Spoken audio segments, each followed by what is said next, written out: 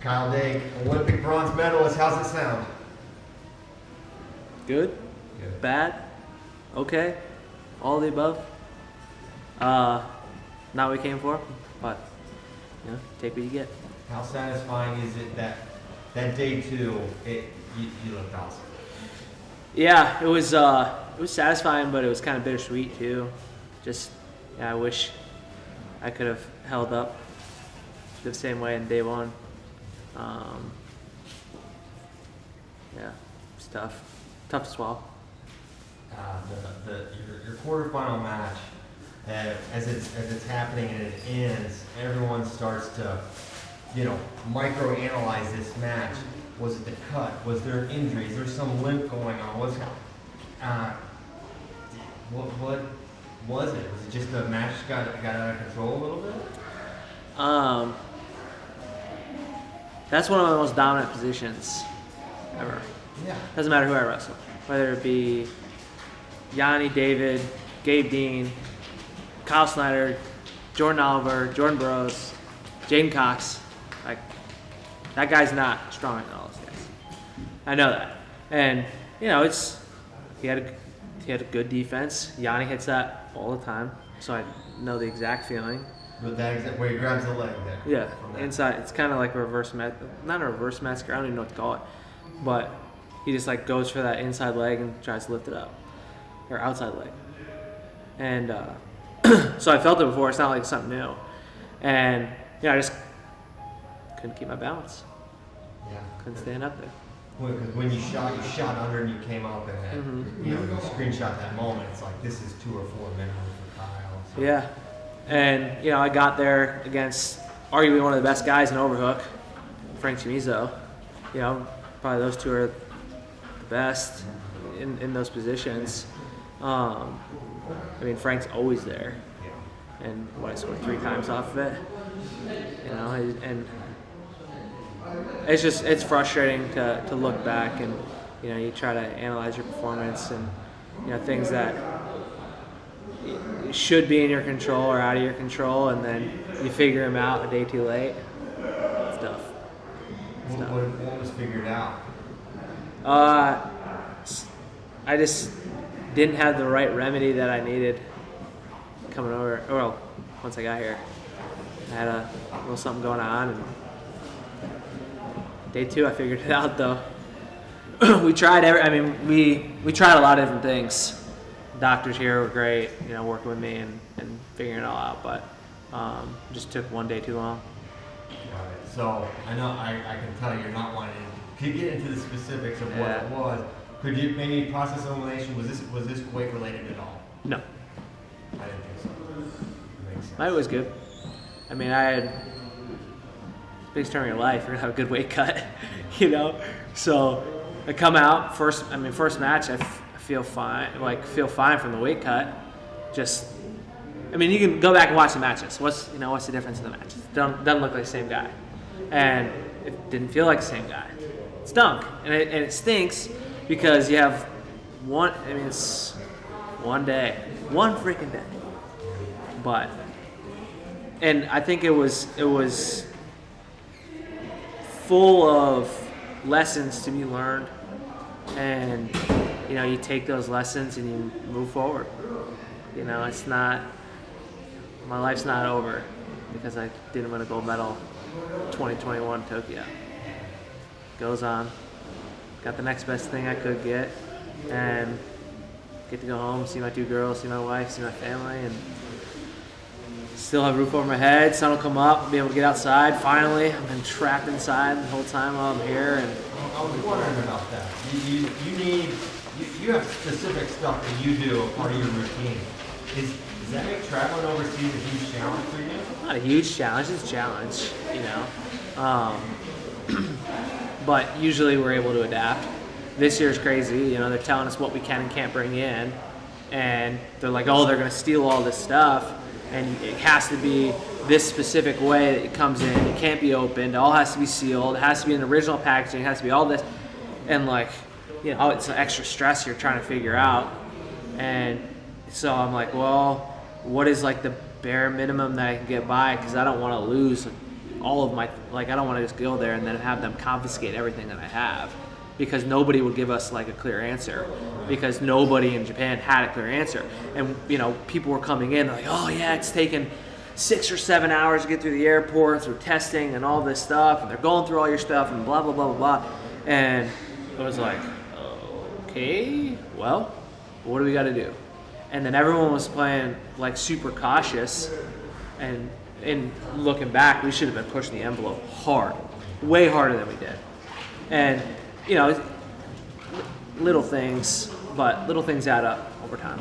And, you know, obviously, those are things you believe that you know help you. But also, is it, when you don't have that, is it easy to just accept, move on, and like not let that impact your mindset, knowing like, yeah, I'm maybe not as prepared as I would prefer to be? No, I mean, if you can't win in imperfect circumstances, you're not good enough to win it. Like, if it has to be perfect, like, you got to get better. So, you know, if I needed to go out and win when things weren't perfect, and that's kind of the way I train. Like, okay, not everything's going to be perfect. I want it to be perfect. I'm going to do everything I can to make it that way, because I want to control the variables that I can control. But if it doesn't work out, no big deal. Like, you can fall back on who you were before you knew any of that stuff, and you can still be great. So, yeah. The Belarusian, how aware were you of him? I mean, a lot of American fans were pretty caught off guard by how good he beat Shimizu too, right? It wasn't just like crazy match against you. He beat another really, really good guy. Were you aware of him at all? Did you ever wrestle him or anything? No, I never wrestled him, but I knew about him. You know, I wasn't ill prepared. Yeah. I mean, I knew every guy I was gonna wrestle. Like, I had 5 guys that I studied. He was one of them. Yeah, I knew. Yeah. Like, I knew. It's not like, it wasn't like this crazy thing that I got caught off guard. It was just like annoying. That's what it was. Yeah. And he's good. He obviously is really good. Silver medal in the Olympic Games. He's really good. Beat Shimizu. Really good. Yeah. You know? I hope he's at Worlds. Yeah. So that leads to the next question. You're planning to wrestle on. Yeah. That's great news. Awesome. You know, when you have a unique profession of being a professional athlete, and it's not just the Olympics are such a culminating event. You wait 4, sometimes in this case 5 years for it. How tough is it to have this, you know, a live stream, and who knows what's going to be the circumstance of 24? But it looks like you could be the guy again. But how tough is it to know that this life goal, you know, is like can be going that fast? And then you, I mean, you know, I've kind of observed you since, and you seem to be doing pretty well with it. How are you able to do that? Because most people in the world never have that experience. Yeah. You know, most people in the world never get to fly to space. Most people in the world never get to ride on a private jet. Most people in the world don't get to go deep sea diving. Just because it's, you know, unique and like not many people do it, doesn't mean it's like, I mean, it can be life-changing if you make it. And I'm not saying this experience isn't life-changing. This is like a huge experience.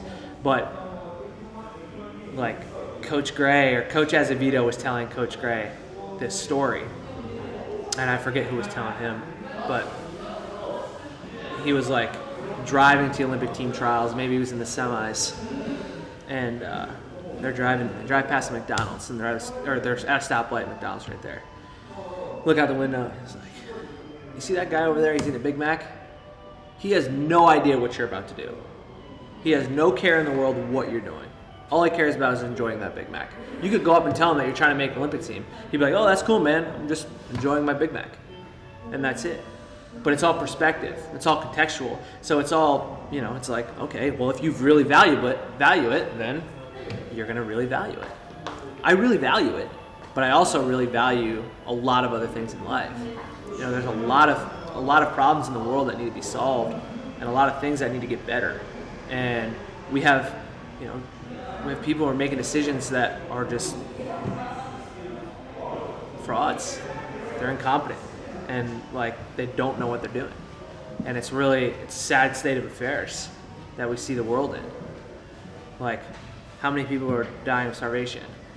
How many people don't have clean drinking water? How many people have no idea what they're eating and are overweight or obese, causing problems, causing stress, causing all these issues? They don't know, like, they're like, oh, you know, it's free choice. Everyone should be able to do what they want, and da da da da.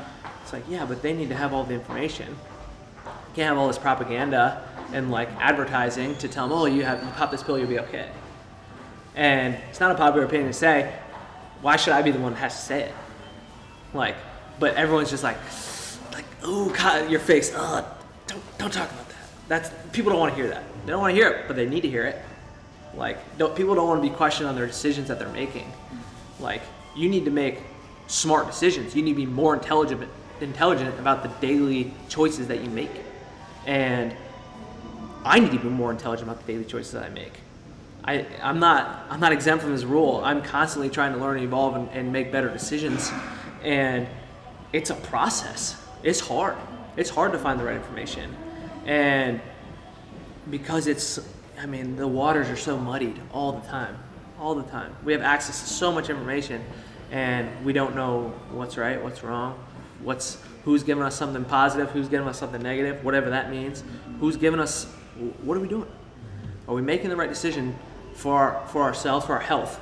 And really it comes down to, like, if we have our health, then everything else will fall into place.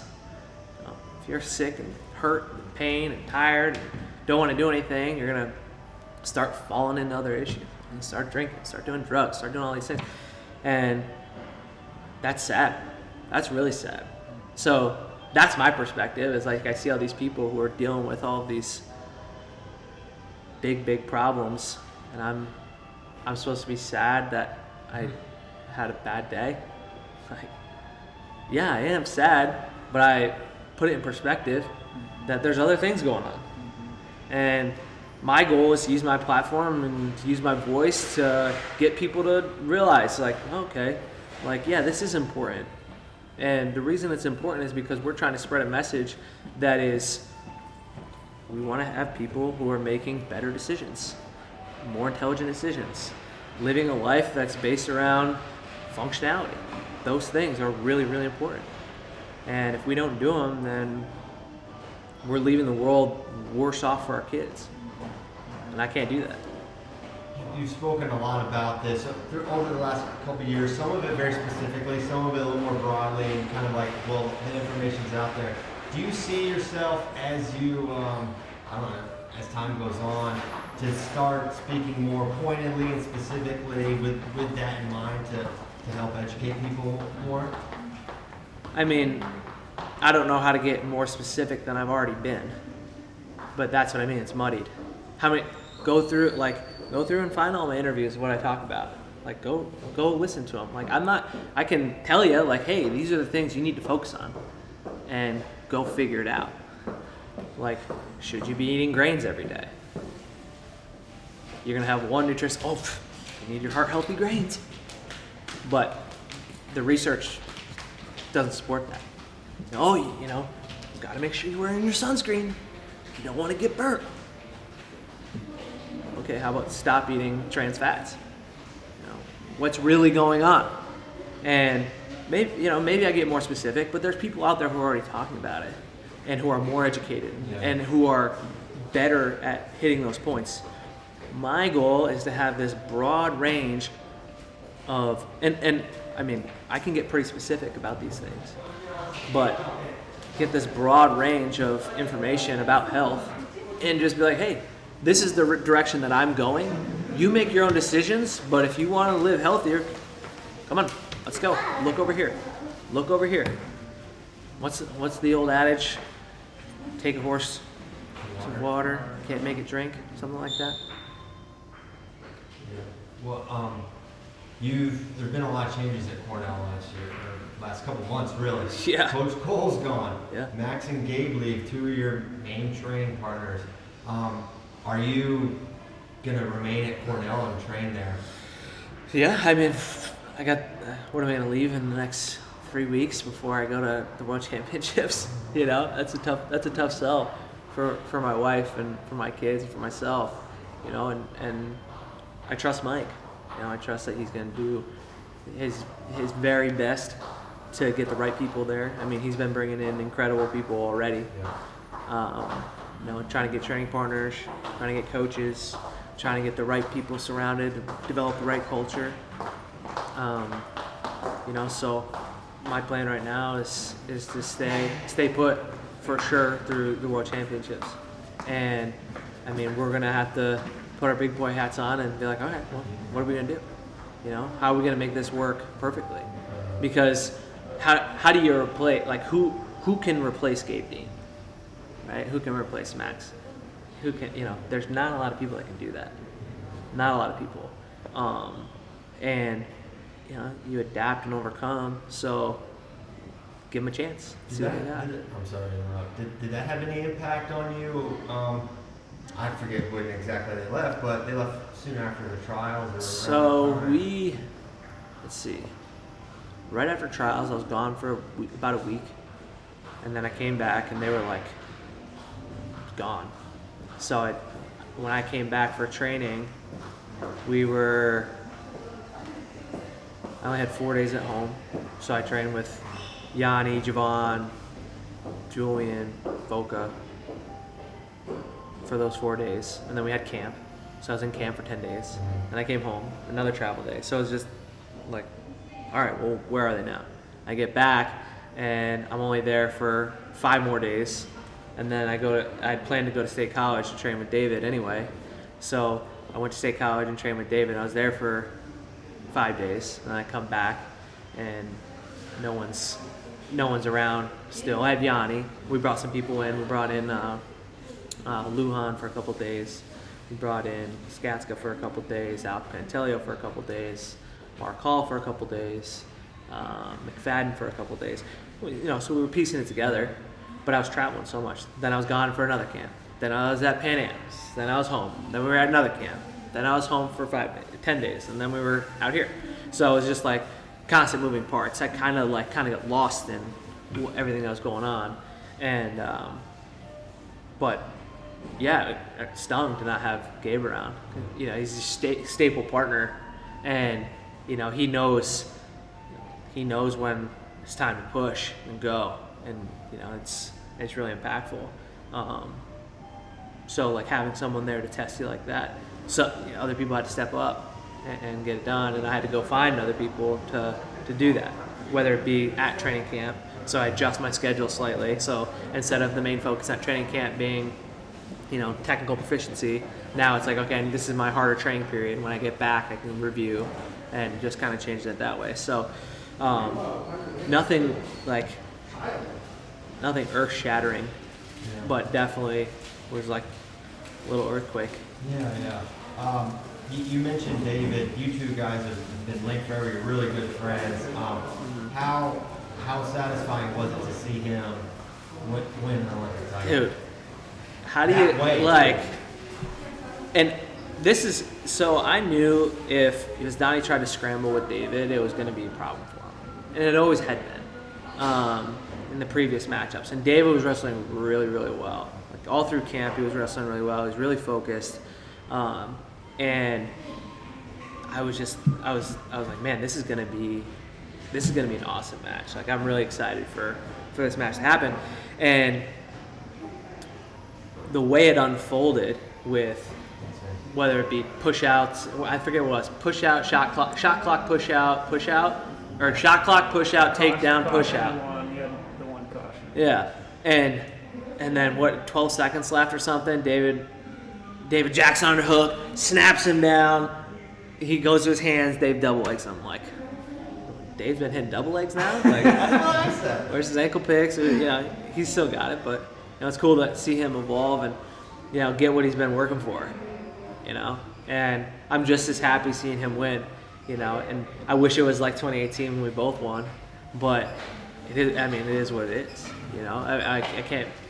I'm not mad at the guy for winning. Like that's crazy. Like I'm just like super happy for him, and I was there. My guy made it. Cut weight, came back, watched David, saw him. Like, dude, you're freaking awesome. Like, good job. And He's like, well, you're back, right? And I was like, yeah, I'm back. He's like, all right, go get there. So, it's just like a cool thing. I'd love to hear you talk about just, you mentioned the next best thing. I mean, that reset of picking yourself up mentally, Kyle, after being so disappointed to go after bronze. That's easier said than done. Yeah, I mean, it's, you just go out and you go wrestle. It's like I like wrestling, so I like going out there and competing and trying to put my best foot forward. And so it didn't go my way. It could have gone a lot worse. I could have lost next match, and then I'd not wrestled for medal. Right. But he pulls through, and I can't say I wasn't worried. I'm like, gosh, just gotta beat Frank. That's a tall order. And then the first 30 seconds, I'm like, oh boy, Frank's gonna kind of control this match. And he gave a takedown. I was like, oh well, here we go. Let's see what happens. So, as soon as that happened, I just threw all my stuff on, started cutting weight, and yeah, it was, kind of refocus. And it was between my second match and when I started cutting weight, that we finally, we got it figured out. Dr. Holm did a great job, trying to make sure that everything was where it needed to be, and tried a bunch of different avenues, and finally clicked. So that was really cool. Made the weight cut a lot easier, and then made wrestling a lot more fun. Yeah. So, but yeah, it was. Anytime you come back for a bronze, it's a different kind of satisfaction.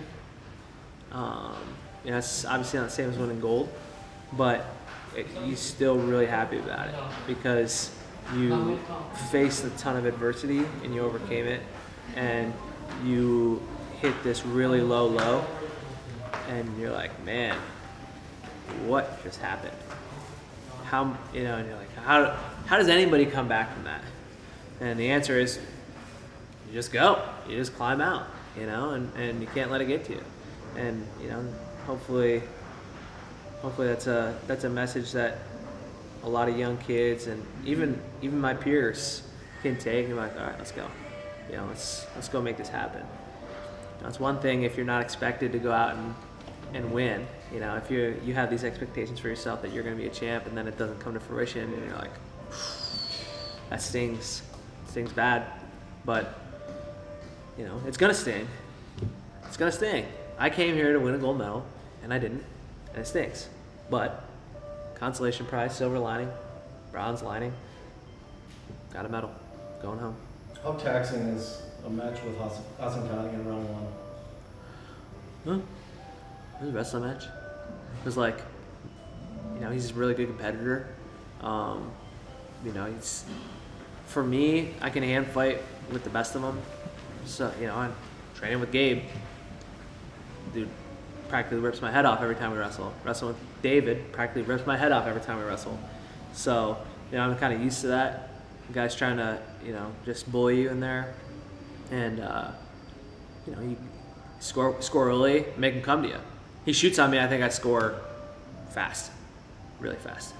But, it's just like, all right, be intelligent here. You're not who you think you are right now, so let's make it happen.